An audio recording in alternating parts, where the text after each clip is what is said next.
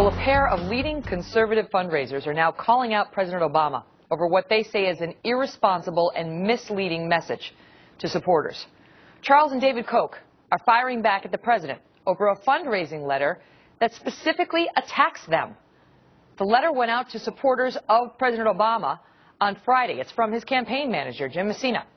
It states, quote, "Those are the same Koch brothers whose business model is to make millions by jacking up prices at the pump and who have bankrolled Tea Party extremism and committed $200 million to try to destroy President Obama before the day. Now, some are questioning the president's decision to target private citizens who are opposed to his re-election." Joining me now, Laura Ingraham, radio talk show host and Fox News contributor. Laura, the Koch brothers have taken it for a while now. Since the 2010 elections, at least, the president and his team have been going after them. And now they're not taking it anymore. They had their lawyer write a letter a couple weeks ago. Yeah. Now they personally are writing to the president saying, knock it off. Yeah, Ted Olson, who wrote the letter on the behalf of the Koch brothers a few weeks ago, pointed out that, look, we used to talk about the enemies list. You know, when you have an enemies list, how disturbing that is in a representative democracy, that the executive branch would seek on its own whim and its own whimsy to just pick out one or two individuals and spread untruths, falsehoods about them in an attempt to do one thing. What? To shift blame on an issue like gas prices. That's going to be a big one in November. And also perhaps to discourage others from getting involved in the political debate. Now, I would imagine if the Koch brothers became suddenly supportive of the president's agenda, we wouldn't see those types of Jim Messina fundraising letters. They write the following to Jim Messina. They write, "The implication in this sort of attack is obvious. Dare to criticize the president's policies, and you will be singled out and personally maligned by the president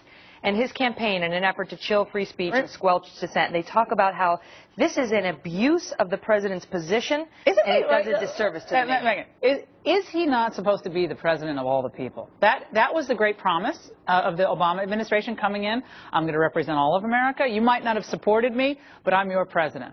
That has to apply, right? And you can have a robust exchange of ideas, and I'm sure the campaign has disagreements with where the Koch brothers come out on issues. That's fine. Why is it that we can't have a debate about the issues, about what our energy policy should be or what our tax policy should be?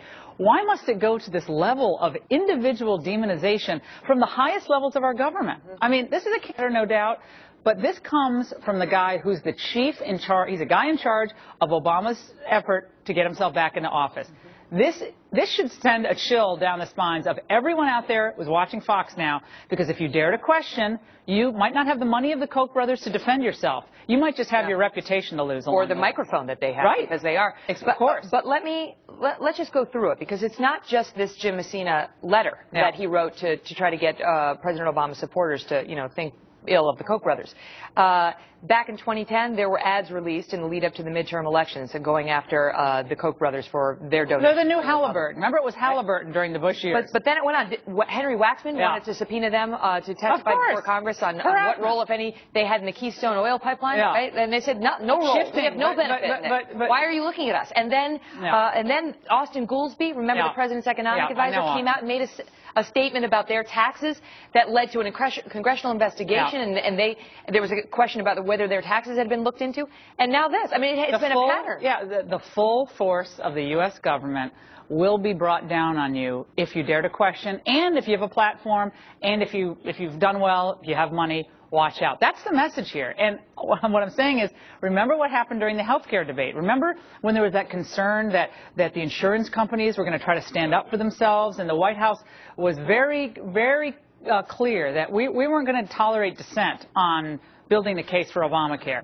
They shut down a real robust discussion about that inside the White House. And then some companies had to restate their financials after the health care law was passed. Exactly. And Waxman again wanted to subpoena them and have them come before the U.S. Congress and justify why they were going to raise. They had to revise their financials. Yeah. Megyn, liberalism in its truest form was about a free exchange of ideas, right? And if you're a liberal, traditionally, you are someone who liked the debate. But what we have now in Washington is we have a number in power, Obama's in power. They really don't want to debate. They don't want to be questioned on what happened with all this green money that went down the tubes. They don't want to be questioned on just what went into this health care mandate at HHS. They want to demonize the opposition and divert attention. So now it's about the Koch brothers, or now later on it will be about, talk radio, or, But the talk radio is one thing, right? Because, I don't know, you're in the business of forming opinions. You're used to taking a few blows. But if you're a private citizen, maybe it's different. Yeah. However, does it switch over to another realm when you are as big a donor and have as much influence as guys like the Koch brothers have? Well, I guess Bill Maher's going to spend $1 million on Obama's campaign. I guess, would it be appropriate then for a Republican administration to investigate his dealings with? I mean, it's all ridiculous. Unless they're doing something illegal, and unless they have real reason, legitimate reason, outside the fact that they disagree with their maybe political position, I find this to be an attempt to shut down legitimate inquiry, debate, and robust discussion. And if you're a Democrat or a liberal watching Fox, we love the fact that you're watching, but be proud of your ideas. Actually debate them. Make the case, an affirmative case for the president's agenda. You have to think about how it would be if the shoe were on the other foot. Oh, I mean, you had like a President Bush doing this to a George Soros. First Amendment is being threatened, so we know what's going on. A pleasure as always. Great to see you, Megyn. Thank you. Coming up, Secretary of Defense